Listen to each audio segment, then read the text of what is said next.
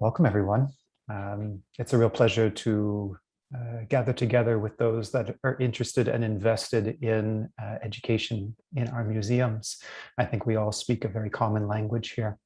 A little bit of a menu of what we have in store for you. We're going to take a little time to each present our experience with creating the guide.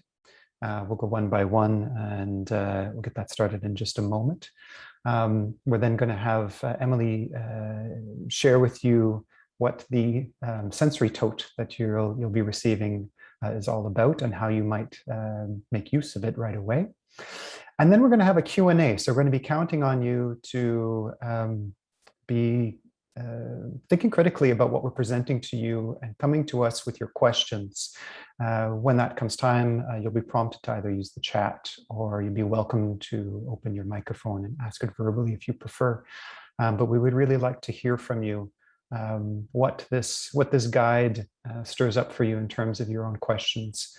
And then we'll be going into some breakout rooms for some more focused work. I'd like to invite my colleague Louise to speak first about her experience in collaborating on this guide, and I'll turn it over to Louise now.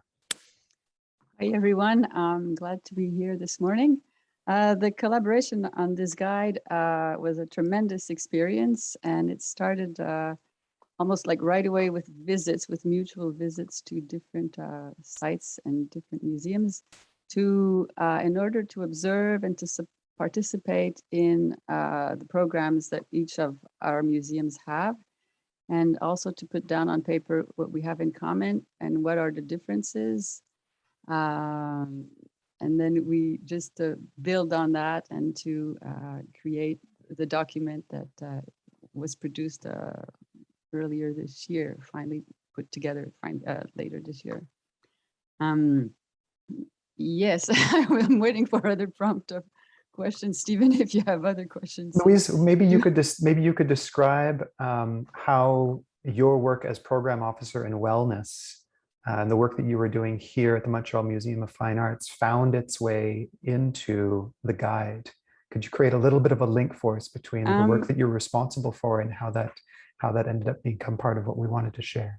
Yes, I'll start by taking the chronological steps. In 2016, some parents of children who are on the spectrum came to us to say, well, what can we do? Can the museum do something for my son? Can the museum do something for my daughter?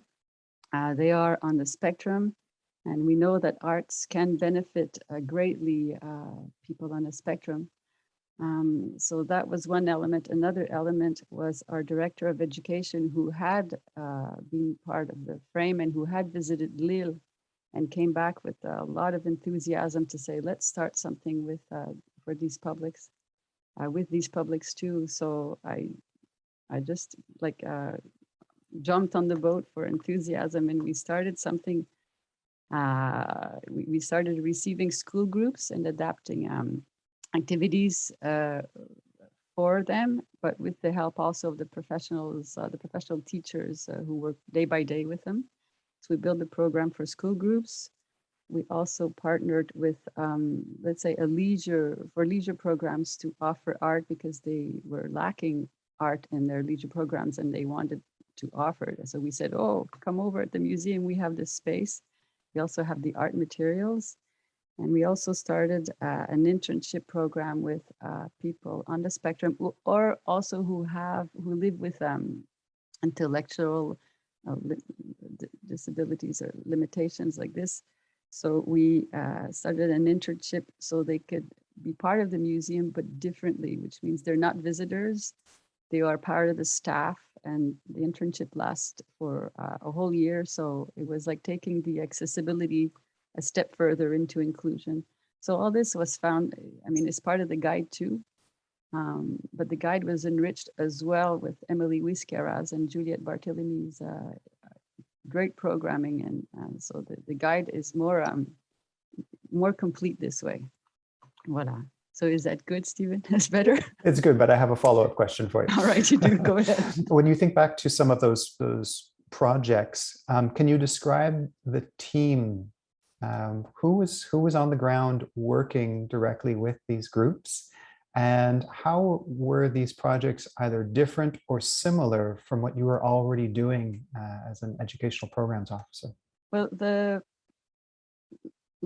people who are directly working with people on the spectrum are what we call it the museum mediators. So they mediate, I mean, they live the project with the people on the spectrum, and they ask it questions, and they do visitors, I mean, the tours around the galleries, and they also do hands-on activities. But these museum mediators also do school groups, like regular school groups. And what was different then for doing school tours with people on the spectrum is that I find it goes deeper and slower. And the questions around the artworks are different too. Yeah, so that was different, to slow down and to really stay with an artwork and to ask different questions, and more questions that have to do with the imagination and the senses. That was another, let's say, porte d'entrée, like another entryway into the artworks. That was quite interesting. Voila. And also, so yes, so it's working hand in hand as well with teachers in the schools too, who would tell us, for instance, one thing that I retained is like, talk less, like just don't talk so much. Have, let's say, objects so they can touch and feel, have hands-on like experience, and so on and so forth. So we really work closely with the teachers in the schools to help us mediators and also programs officers to learn a different way of being and of doing in the museums with our collections, and also with the art workshops. Thank you, Louise. Welcome. To my colleagues on the panel, I realize that I've already changed the order inadvertently, that I would invite you to speak. That's just part of it. Je m'excuse. I will now return to the order that we decided upon, and I'll invite Emily Wiscara to take over the microphone if you'd like to share your experience of putting together this guide, and how your projects and program at the DMA informed that contribution. Thank you, Stephen. I'm Emily Wiscara, the Manager of Access Programs at the Dallas Museum of Art. And as Louise said, we've been working on this initiative together, the three museums, since 2018. And through the process, we got to observe each other's programs and kind of discover what things we shared and how we diverged, which I think was one of the most informative parts in creating kind of a best practice guide, was seeing how we were different. The autism programs at the Dallas Museum of Art have been going on for a little bit more than 10 years.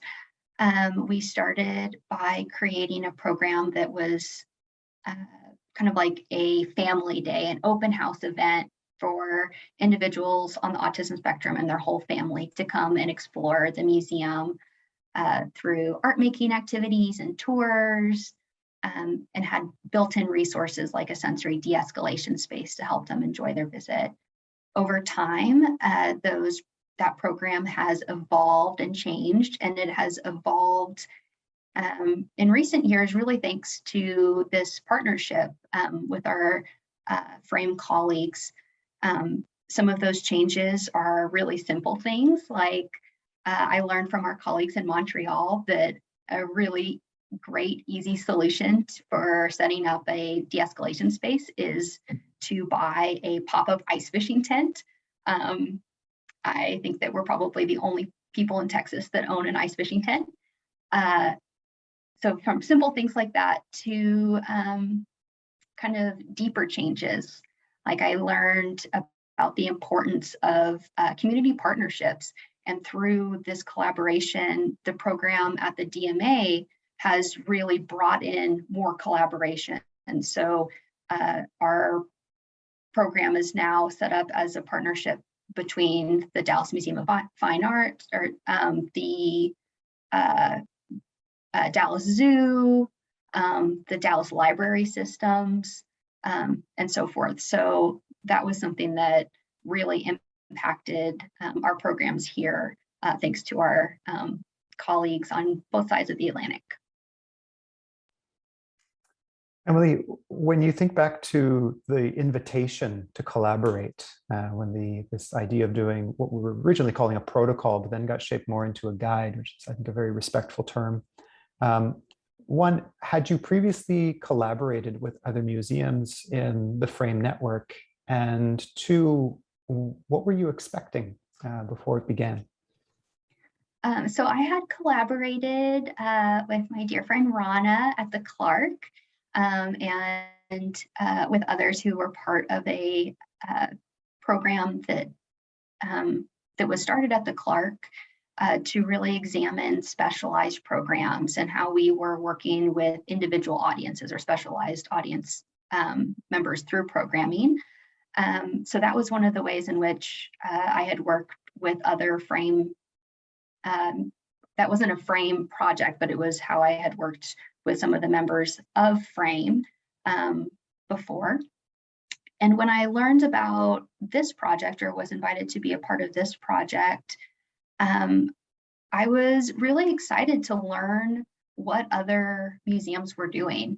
I think that because the program at the Dallas Museum of Art had been going on for such a long time, thanks to really the the pioneers at the museum who came before me, we had frequently gotten questions from other museums about, how do I start a program like this, or what would you recommend? And I had always felt like, well, this is how we do things in Dallas, but I'm not sure what are the common features of our programs. What are the things that, that I think are best practices, or that really any museum could pick up. So I was excited through this partnership to really define those things and to learn more about how they could be shaped to meet the needs of individual locales or individual resources of specific museums. And when you look at the guide now with a little bit of distance, do you feel like we got it all in there? Do you feel like the guide represents this partnership? I think that's a great question, Stephen. I think that this guide represents the moment in time in which we were working together. But something that really excites me about this type of work is that it's always evolving, that best practices are always changing, and that people across the museum field are always pushing it a little bit further. We're always wanting to do better for our visitors. And so I think that, even though this is a printed guide, we like to think about it as a work in progress. And I think that's one of the reasons why we are so excited to have this open discussion time with everyone who's on this call to hear ideas from across the field about, what to do next. Thank you, Emily. I'll invite our colleague Juliette. Juliette, est-ce que je peux t'inviter d'intervenir sur le sujet de vos programmes et aussi la création du guide? Et peu importe les anecdotes que tu veux partager avec nous, et aussi comment peut-être aussi de mettre un peu de lumière le fait que tu travailles à une fois avec un art thérapeute, mais aussi des plasticiennes, comment ils se sont impliqués dans tes programmes chez le Palais des Beaux-Arts de Lille. Merci. Merci Stéphane, bonjour à tous. Je rebondirai déjà tout de suite sur ce que Louise a dit tout à l'heure et Émilie aussi, c'est que le point commun déjà entre nous tous, c'était qu'on avait démarré avec peu d'expérience et peu de connaissances aussi sur la thématique. Et c'est intéressant parce que finalement, c'est un peu comme ça qu'on démarre tous les projets, le plus souvent, puisqu'on ne peut pas maîtriser la diversité de nos publics. Et donc, on part tous un peu de rien ou de peu de choses et puis on va expérimenter. Et donc, c'est tout l'intérêt de se retrouver aussi, et de partager après ces éléments avec d'autres. C'est qu'on a évidemment traversé des chemins qui étaient parfois simples et parfois compliqués, avec des petites chutes et puis juste des petits cailloux parfois. Et ces chemins-là, on veut finalement à travers le guide les baliser. Ça ne veut pas dire qu'il n'y en aura pas, parce que finalement, c'est aussi comme ça qu'on apprend, en se trompant un peu et puis en expérimentant par soi-même avec ses propres équipes. Mais en même temps, il y a peut-être des choses qu'on peut éviter. Donc, effectivement, Stéphane, on a commencé à travailler avec les équipes qui étaient autour de nous. Donc, on est un service des publics, on a des artistes plasticiens qui travaillent avec nous, on a des guides conférenciers. Et on a d'abord parlé de ce sujet-là qui nous avait été introduit par un mécène voilà, par des rencontres qu'on avait fait aussi avec le professeur de Lyon, donc un pédopsychiatre. Et on a commencé à poser la question autour de nous, dans notre équipe, en leur demandant qui a envie de se lancer. Parce que personne n'était diplômé dans un premier temps ou avait un diplôme spécifique pour travailler avec des autistes.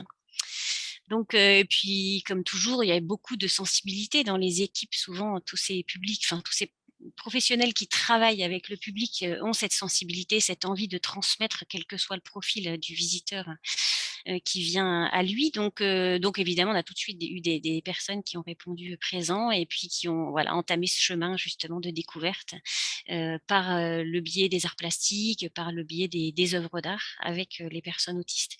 Et puis, c'est vrai quand même qu'à un moment donné de notre chemin, on a démarré en 2008 et en 2011, on a eu, donc à bout de 3 ans d'expérience, on a commencé à patiner en fait un petit peu. On avait l'impression qu'on était sur le bon chemin, mais qu'il nous manquait des éléments. Et puis on avait très vite envie d'échanger avec d'autres. Et il nous manquait vraiment du vocabulaire finalement. C'était le premier problème qu'on a eu, c'était du vocabulaire. On avait du mal à mettre des mots sur des choses qu'on voyait, qu'on observait, qu'on constatait. Et puis aussi de finalement mettre peut-être des concepts peut-être plus scientifiques ou plus médicaux quand même derrière des choses qu'on observait de manière très simple. Et c'est là qu'on a intégré dans l'équipe Pascaline Bonave, qui est donc un art thérapeute et qui est venue qui a été intégrée dans les équipes du musée justement pour accompagner, dans un premier temps, c'était accompagner les équipes sur place et parfois mettre justement peut-être des évidences chez elles dans les comportements qui étaient adoptés. Je vais dire par exemple d'essayer de créer des bulles autour de nos participants quand ils étaient en visite ou quand ils étaient dans les ateliers, de les aborder, mais je vais la laisser parler aussi, d'aborder les personnes autistes toujours de manière frontale, sans arriver derrière. Enfin, il y avait des détails parfois, mais qui étaient vraiment importants. Et puis aussi, qui a établi donc toutes les fiches d'activité, c'est-à-dire commencer à mettre des mots et à écrire. C'est là qu'on a commencé à écrire et qu'on a pu, par le biais de l'écriture et du rassemblement des observations et des idées, on pouvait commencer à transmettre. Et voilà. Et puis 2014, on s'est rencontrés avec quelques-uns des équipes, quelques-uns des musées du réseau, et voilà. Et après, ça a été une espèce d'effet de boule de neige avec un rapprochement des équipes de Montréal et puis ensuite d'Émilie à Dallas pour finaliser à partir de 2018 notre travail et notre collaboration par l'écriture du framework. Merci beaucoup, Juliette. Peut-être je vais poser la question maintenant à Pascaline de parler plus spécifiquement sur son travail directement avec ces groupes. Et un peu peut-être, Pascaline, Juliette a déjà parlé un peu de comment tu t'es invitée, fait partie de l'équipe, mais aussi comment ton parcours a changé depuis le début et peut-être aussi nous parler un peu de le lien que tu maintenir avec le milieu médical, le milieu clinique en tant qu'art thérapeute. Oui, bonjour. Déjà, c'est une vraie chance d'avoir eu cette opportunité d'installer l'art-thérapie dans un musée et ce partage avec vous tous pour s'enrichir tout le temps, en fait, par toutes nos expériences. Donc, en fait, chaque expérience nous fait grandir et accueillir des enfants présentant des troubles de la sphère autistique est une expérience incroyable parce que ça nous renvoie à être dans la bienveillance, à se laisser surprendre, à développer sa créativité pour être toujours au mieux pour eux. Et en fait, tout ce que on leur apporte, on le reçoit au centuple dans notre façon d'aborder l'ensemble de tous les publics. C'est surtout ça que je trouve important de dire, parce que vraiment, c'est une découverte fantastique. C'est tout à fait vrai, je suis bien d'accord. Pascaline, peux-tu nous décrire un peu, oui, une image, pas une image, mais une description, une anecdote de comment tu travailles avec un groupe n'importe quel jour? Ça ressemble à quoi? C'est quoi tes objectifs pour un groupe quand tu travailles directement avec les personnes sur le spectre autiste? Alors, avec ces groupes spécifiquement, je vais davantage ritualiser, donc les attendre toujours au même endroit, les accueillir toujours avec le sourire, leur distribuer leur ticket d'entrée, se réunir pour se dire bonjour, se raconter la semaine et la séance précédente, et puis aller nous promener dans les galeries. Alors, mes projets se font en 2 parties qui sont une visite, une promenade dans les galeries avec une œuvre ou plusieurs que j'ai choisies, en fonction du projet artistique qui là se fait en atelier, qui est bien évidemment en lien avec ce que je montre. Et donc, je varie les projets pour que ça soit toujours une surprise, pour donner encore plus de piment et d'envie à venir au musée. Et du coup, ce petit rituel est enrichi. Nous allons faire la promenade. Alors, Heu, c'est aussi, titiller leur intérêt, aller on sait, que le détail les accapare beaucoup, donc c'est petit à petit, au cours de l'année, les amener à voir, de plus en plus dans une globalité et non plus, par exemple, les petits trous d'aération dans le sol. Donc il y a toute une démarche, d'accompagnement, de contenance aussi, hein, parce que quand on raconte, on montre un tableau, il faut, que, leur curiosité, leur attention soit maintenue. Donc c'est aller les questionner, c'est rire, c'est être ensemble. Et puis ensuite, notre petite promenade nous amène dans les ateliers où là aussi, tout est bien séquencé pour canaliser l'attention et vraiment pouvoir, faire un projet étape par étape. Donc, toujours dans la contenance, bien cadré, montré par l'exemple, mais ne jamais intervenir sur leur production pour qu'ils en soient complètement maîtres et responsables et savoir que c'est eux entièrement qui l'ont faite. Et ensuite, on fait un petit moment de retour au calme. Enfin, le calme est là parce que souvent le projet amène la concentration, mais un moment d'échange où on se montre, où on regarde ce que les autres ont fait et on partage et on est étonné et admiratif sur les productions. Et puis, bien sûr, ensuite, il y a le moment de retourner dans le hall du musée, de se dire au revoir. Donc, toute la séance est bien, bien séquencée, ritualisée. Et, les repères s'installent très vite et tout se passe vraiment toujours très bien. Ça se passe très bien parce que c'est bien encadré et, et très bien facilité aussi. Merci beaucoup, Pascaline. On va revenir vers toi avec des questions en quelques instants. I'm going to ask myself a couple of questions because I'd like to just share my own experience on contributing to the guide. And one of the things that I'd like to underline, I think all my colleagues mentioned it, was for me anyway, a kind of first and unique opportunity to not only climb out of the silo of my own program, but climb out of the silo of my own museum. And my colleagues at the Montreal Museum of Fine Arts know all too well the pace and rhythm with which we have put projects together and help nurture them and bring them to life, sometimes with more demand than we can almost provide. What was really enriching was to be able to experience both live and through the reports that we got from the DMA and from the Palais des Beaux-Arts de Lille, there was so much in common, even though we all had different routes to arrive at the place where we had enough experience. I hesitate to say expertise, but enough experience to say, yes, we do have something to share about what it's like to work with different organizations, people, families, and individuals who are presented on the autism spectrum. And to experience firsthand something so familiar and yet recontextualize in the museum of another, and indeed in the culture of another, was incredibly enriching. And I think speaks, from what I understand of the mandate of Frame, really speaks so well to what Frame is hoping to achieve by these exchanges. You know, we pooled together our different ideas, our different pilot projects, and our projects that had started to take a more long-term shape.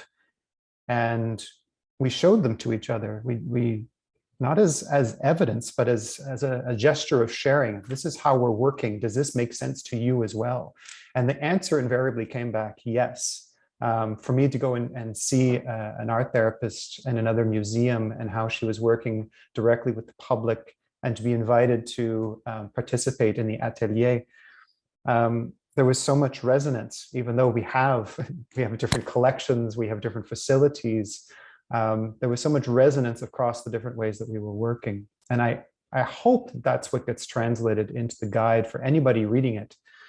And the other thing that I think I'm pretty sure all my colleagues would agree with this, is that we start in the guide by framing autism in the terms that it's explained in more medical texts. We begin with this point of departure because we believe that it's important to understand how a diagnosis of autism is arrived at. And then I hope it also gets translated into the text as we get that out of the way. And the way that each of my colleagues was describing the work that they do, I believe that anybody on the call right now hears elements of the way that they work with the public as well, even if they're not working with people on the spectrum yet, or if they already are. There's this very human-to-human desire to connect, to hold projects really well, to structure them well for the safety, security, and well-being of the participants. The love of our collections and how that gets shared and communicated to our groups. And when we're working creatively as well, how does the use of our art materials serve to enhance? You all probably hear elements of the ways that you work in your respective museums. And I think that that's kind of an encouragement to say, and Louise started by describing how those first projects were born. There was precedent. I think our colleague Marilyn is on the call right now. There's precedent, there's histories that go into how this work gets built. And I think each of our museums already has those histories that it can inform how do you want to open those doors of the museum a little bit wider to people on the spectrum and their families. And I can say on a triumphant note, that a group that I've been working with, a collaboration that has taught me so much now into our 4th year, they're coming back to the museum for the first time this afternoon, right after this call at 1 o'clock Eastern. And that is a huge heartwarming reality for me, for them. They have already gone through the hard work of appropriating the museum. This group has been coming for quite some time, and new members have been added, which again, as Pascaline was saying, when you take the time to structure something carefully, you can then also experiment with what you're doing. And so to be able to greet them, and their whole objective this afternoon is to actually become autonomous visitors. We're getting to the point in this particular group's point where we're going to meet every 2 weeks, where it's going to be much more focused on their creativity. And then their visits are going to be much more autonomously led, and they're going to teach me what's of interest to them in the collection. And that's our new experiment. That's sort of the next phase of our project together. So that's what I wanted to share with you about my thrill of collaborating on this guide together, and just how much I learned from my colleagues, and how much, as things continue to get better, I'm going to continue to speak in optimistic terms about the pandemic, as things continue to get better, how much we're looking forward to implementing based on what we've learned. I would like to turn the microphone back to Emily Wiscara for a moment, who has prepared something very special for everybody. Emily, can I hand it over to you?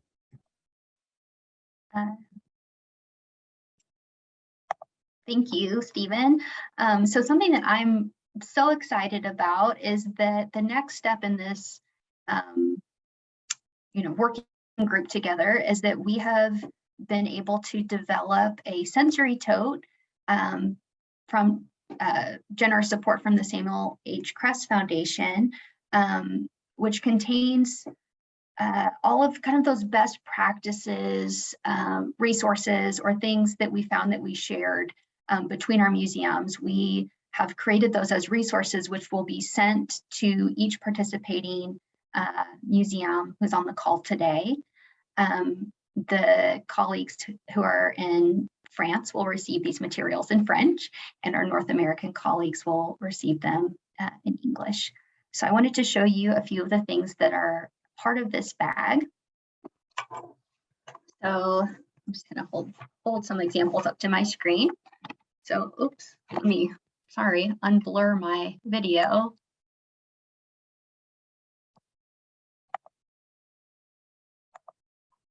There we go. That should allow me to hold things up. So one of the things is a sample social story. Social stories can help an individual with autism and their family plan for a museum visit. It illustrates step-by-step what a visitor may expect and what behaviors are appropriate for the museum. It can be helpful for visitors who find that a change in routine can be a little bit distressing. We are also including a I'm feeling communication card. So it's a card that has all of these different feelings that are illustrated with pictograms, and then a little symbol for me. So a visitor, especially a visitor who may be nonverbal, can more easily communicate, how they're doing during their museum experience. We also include a card that says I need, and it has some of the different resources that can be found within the sensory tote, or that may be needed during a museum visit, like a bathroom break or a snack. We also are including communication cards that come on a little ring, and these communication cards contain directives and their associated pictogram to communicate frequent museum rules or directives. So do not touch, or listen. I think that those can be really helpful for museum staff, even gallery attendants, or for adults and caregivers. We also have a stress ball fidget. So some people with autism may find that fidget toys offer some tactile sensory input and repetitive motor movements that are needed to help with self-regulation. So just having something to hold on to during their museum visit can be really helpful. You will also receive a sand timer, which is a helpful tool for visually giving time warnings. For example, when a participant needs to move on to the next activity, or you can also use this to play games within the galleries, like how many things can you, spy within 1 minute's time, or how many things can you draw. We also include a pair of sunglasses, which can be really helpful for visitors who are sensitive to the various levels of lighting that can be found within a museum and its galleries. You will also receive a set of headphones, of noise-reducing headphones, which can help visitors reduce overstimulation from loud, unexpected noises or crowded galleries. And finally, you will receive a set of pop-up folding binoculars, which I think are a really helpful tool for focusing attention and visual stimulation, or that can be used for additional in-gallery games like I Spy games. So we hope that you will find these to be helpful tools for welcoming visitors on the autism spectrum, but that you also take them and make them your own, that these can be adapted to fit the needs of your individual museum. And I'll turn it back to Stephen. Thank you, Emily. I can't wait for us to get our kit and to multiply it. That's a great loot bag. We're going to move into some questions. I have a couple that I'm going to ask just off the top to get things rolling. But we're also going to invite you, all of you, who have questions about the guide. They can be for specific members of our panel, or they can be more generally about maybe what you found in the guide, or a question related to your own programs. We would love to hear from you, either in the chat, or as I said, I'm going to put myself on gallery view so I can see if someone has a hand raised. I'll just do that. But I'll get us started. I'm going to start with Juliette. Yes. I'll pay respect to our translator and just continue in English for the moment, our interpreter. When you think back to those first projects where you were imagining that you were going to have a program for people on the spectrum, what were your first challenges and how did you proceed?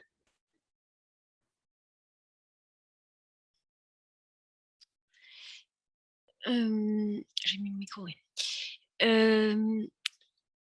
Je pense que la première difficulté, c'était de méconnaître l'autisme. Et donc j'ai fait comme tout le monde fait, c'est que j'ai commencé à lire. Donc j'ai été me renseigner, j'ai essayé d'en discuter parce que dans son entourage, on a toujours des personnes qui ont des enfants ou des adultes avec des troubles autistiques. Et donc, j'ai commencé à me renseigner. Et finalement, je dirais qu'à la fois, ça a été très formateur, forcément, de lire toutes ces choses. Et en même temps, ça a été terrible parce que j'ai pris la mesure de l'immensité des points de vue sur ce sujet.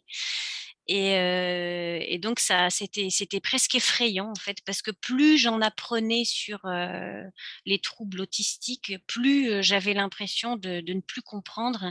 Et c'est d'ailleurs ce qui caractérise aussi ces personnes du spectre. D'ailleurs maintenant on parle de spectre autistique, hein. Vous avez peut-être vous aussi constaté que les termes changeaient beaucoup. Ça a été un des sujets de discussion avec mes collègues de Montréal et de Dallas. Ça a été quel terme utiliserons-nous pour être sûr de ne froisser personne, parce que c'était on sent que c'est un sujet fragile, que les familles qui sont touchées par les troubles du spectre autistique sont à fleur de peau, et qu'il est compliqué finalement d'aborder ce sujet sans blesser. Et donc ça a été on a pris la position, je pense que ça a été important finalement pendant toutes les années qui ont suivi, c'était de garder notre place de musée. C'est-à-dire que on n'allait pas se substituer aux parents, ni au personnel médical, ni à la médecine, ni à n'importe quel autre, la psychologie ou je ne sais quel autre domaine. On allait rester un musée et on allait faire les choses à la mesure de nos moyens et de nos possibilités, en gardant toujours le même objectif de faire découvrir un lieu artistique et des œuvres d'art, et de faire découvrir une pratique artistique. Et donc je pense que c'est ça qui a tenu. Et de temps en temps, quand j'étais un peu perdue dans un conflit, parce qu'il pouvait y avoir même des conflits entre des associations, etc., c'était vraiment parfois dur. On peut presque être pris à partie finalement. Et à chaque fois, je me posais en me disant, est-ce que je fais bien mon travail musée. Est-ce que je suis bien à ma place? Est-ce que je vais pas trop loin dans un sens, tout en restant évidemment ouvert, sensible, en écoutant, mais sans prendre position. Et je pense que c'est peut-être, mais c'est le cas pour d'autres choses, hein. Si vous abordez la question d'ouvrir les musées aux personnes sourdes, vous allez aussi avoir des points de vue différents qui vont vous faire un peu balancer entre tout ça et vous rendre parfois inconfortable, rendre votre position inconfortable.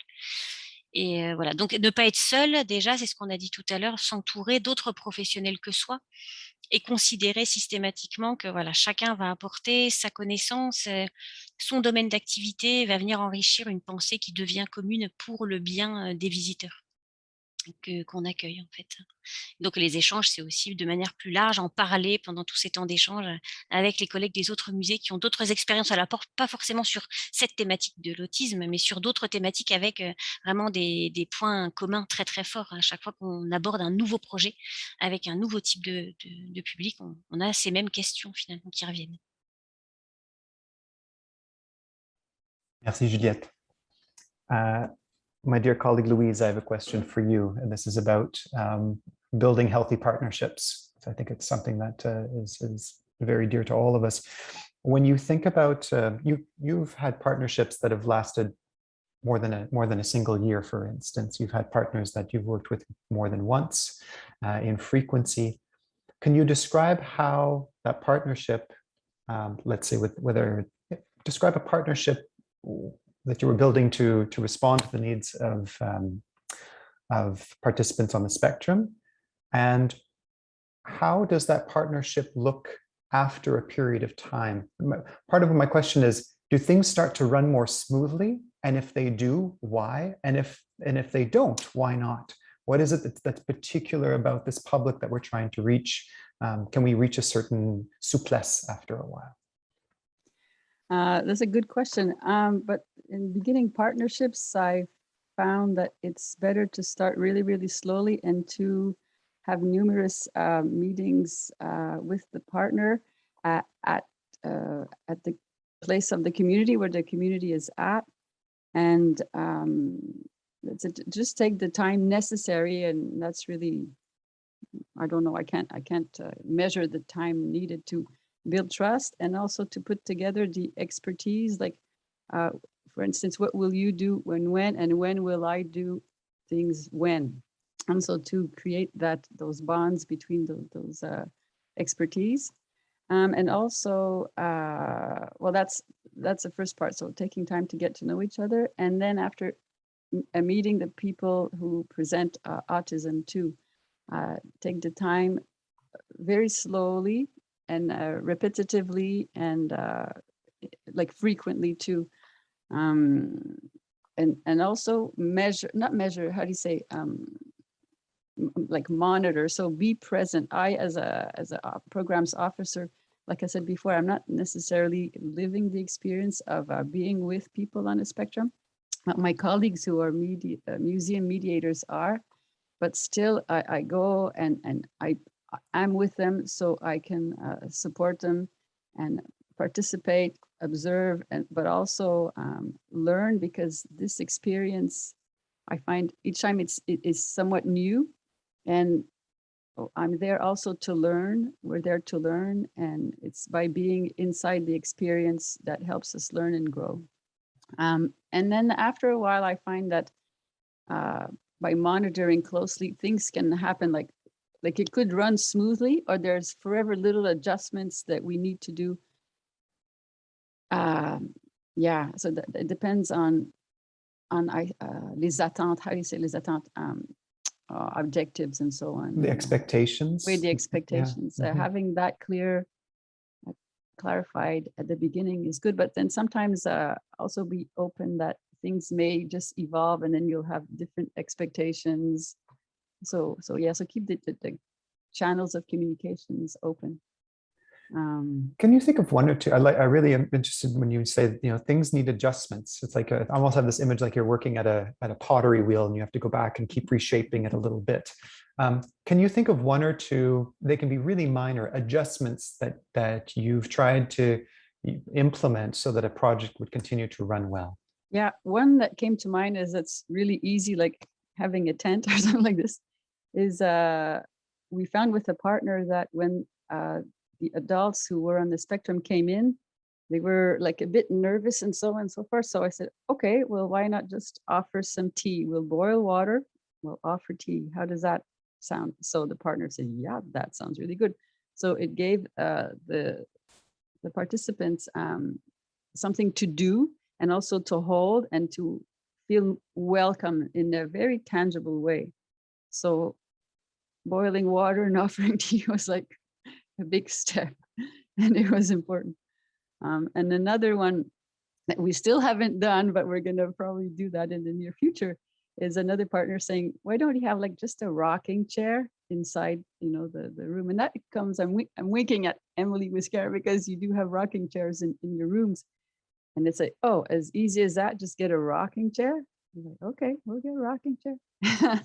So some steps like this can be really, simple to do, but it's just a matter of talking, getting the communication channels, keeping them open, and also being how to say transparent and say, oh, I tried this, it really didn't work. Like, no, it didn't. Oh, okay, what do you suggest then? Well, we suggest something else. Okay, fine. Just like at the pottery wheel, you put too much water. Oh, you put too much water. Okay, well, fix that. Okay, we'll fix that. So it's just to have the humility to say, well, we're trying, both of us, the partner in the museum, we want the best experience possible, and we want to focus on the experience that the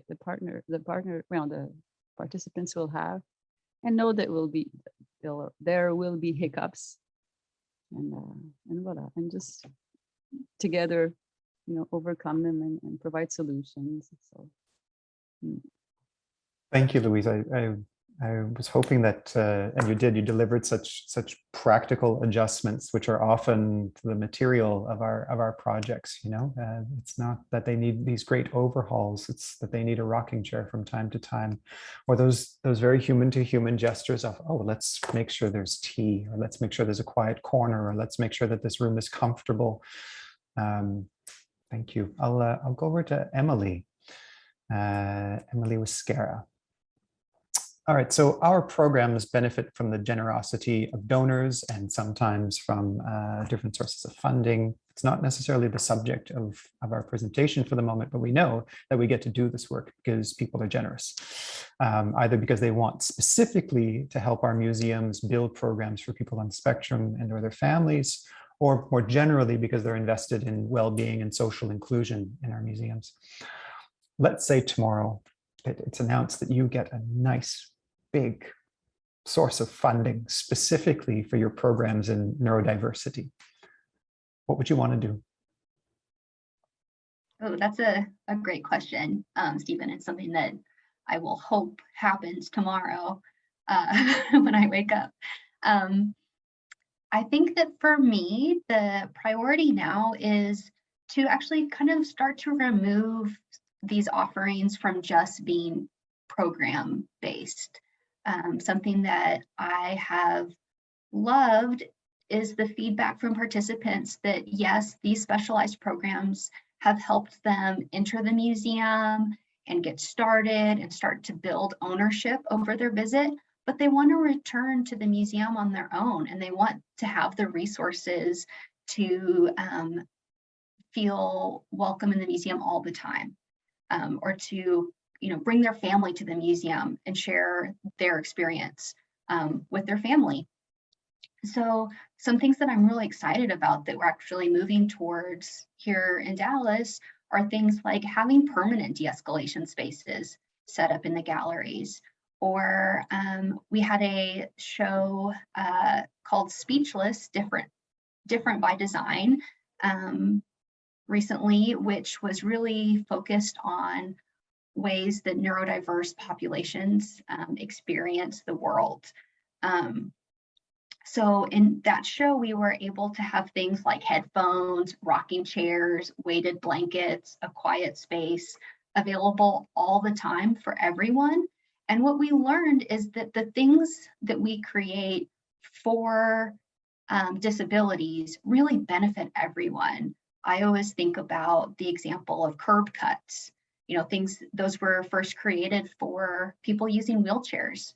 but now, you know, people use those if you have a shopping cart or if you have a baby stroller, the things that we create for specialized populations have such a broader impact.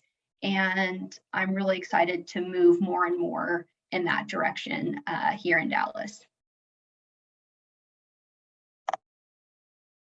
Thank you, Emily. Et j'ai une dernière question pour Pascaline avant qu'on ouvre les questions à nos collègues qui assistent à notre présentation. Alors, Juliette a souligné le fait que le musée doit rester toujours un musée. À la fin de journée, ce n'est pas un milieu médical, ce n'est pas un milieu communautaire, c'est un musée. Selon toi, et à la perspective de ton expertise, ça apporte quoi à tes participantes dans tes groupes? Une visite muséale et un groupe d'art-thérapie muséale, c'est quoi les bénéfices pour tes participantes?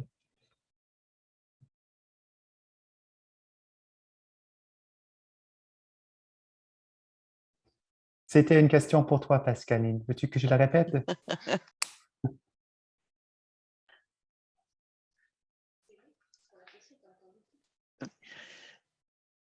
Alors, déjà, tout à l'heure, je n'avais pas précisé que lors de la préparation des projets, il y avait toujours un projet à double sens, hein, un projet artistique et un projet sanitaire. Donc, on reste dans le côté artistique du musée et sanitaire pour le soin et le mieux-être. Donc, l'intérêt pour les participants à venir au musée, on en a eu la preuve positive avec justement la gentillesse des parents à répondre à un petit questionnaire.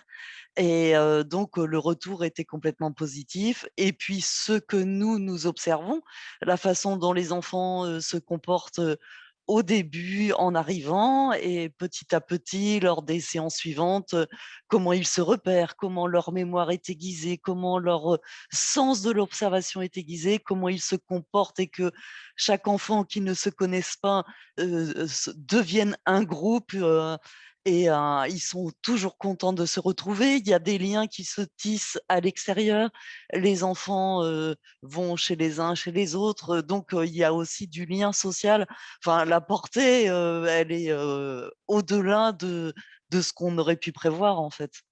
Avec autant sur les mécanismes humains que dans le côté de sociabilité. Dans oser sortir, oser revenir au musée, parce que les enfants reviennent avec leurs parents, donc il y a vraiment une portée au-delà des espérances. Merci, Pascaline. In a short time, we're going to be going into some breakout rooms, but if there are one or two questions from the attendees, we'd be happy to take them. Would anybody like to pose a question in the chat, or also you can raise a hand and you can open your microphone.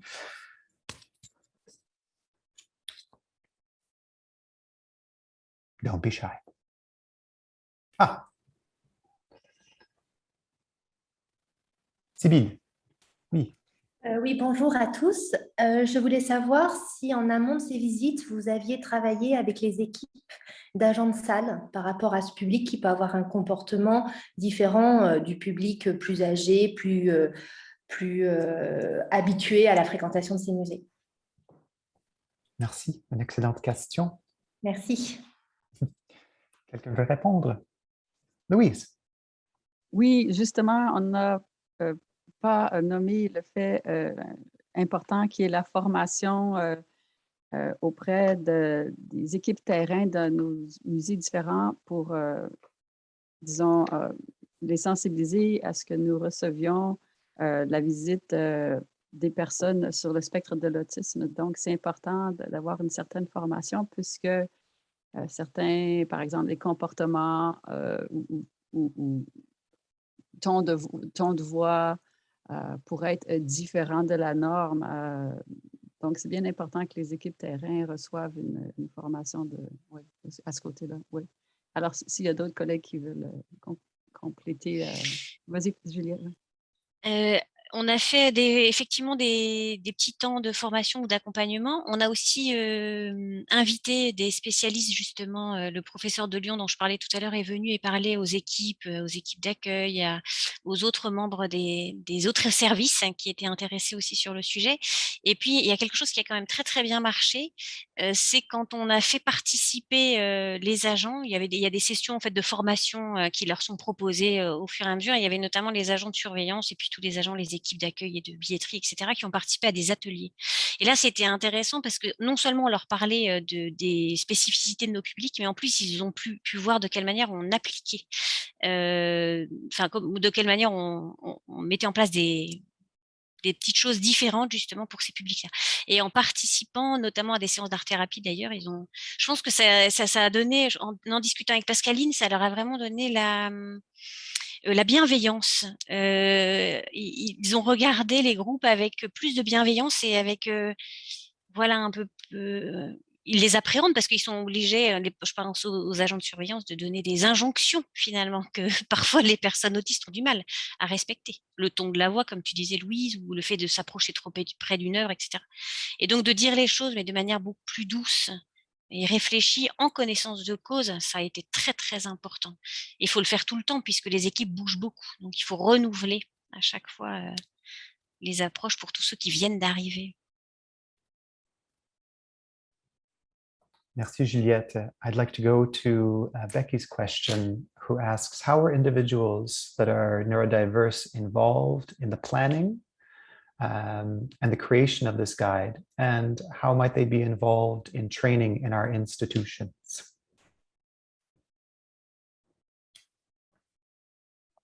I can jump in if that's okay. That's a great question. It's so important, I think, to all of us to really involve individuals with autism at every step of our program creation and evolution of our program. So here at the Dallas Museum of Art, before we even have an idea really formed about what type of program we want to create, we start by having a conversation with that specific demographic and ask them, what would you want to do here at the museum? What would you not want to do? What are your goals? And then all of our programs really evolve from those conversations.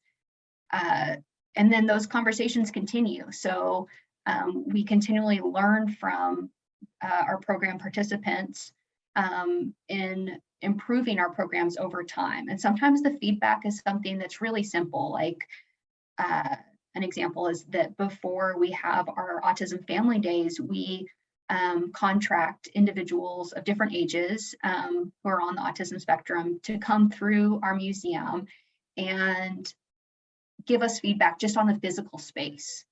And we'll learn things like, wow, I didn't realize how distressing the automatic hand dryers can be, how loud they are. Let's put out some paper towels for these events. Really simple solutions like that. Or they will help us to design the activities that are offered in the art studio. Something that I'm really excited about is the opportunities that we've had more and more to co-create with these individuals, people who are really invested in the museum and that want us to do better and to be better, and being able to, to hire them to do that work, I think is an exciting opportunity that continues to grow and that makes me really excited about our next steps. Thank you, Emily. I think that goes true for all of our institutions when we work with an empowerment model, where the feedback is not only did you enjoy this, but how would you change it? We're asking that not only of participants, but of parents, of special educators, sometimes of clinicians that have involved in all of these projects. But I also would say that in the guide, we state very early on in it that none of those that have put the guide together identify as being on the spectrum. We wanted to make that clear from the outset that what we're doing is really harvesting from our experience as coordinators, managers, director, to look at as a survey of all the projects that have been developed in our respective institutions, knowing at the same time that sometimes our best educators have been our participants, and sometimes the ways that our programs have developed is through the advocacy of parents. So they have been instrumental. If we've achieved anything, they've been instrumental every step of the way.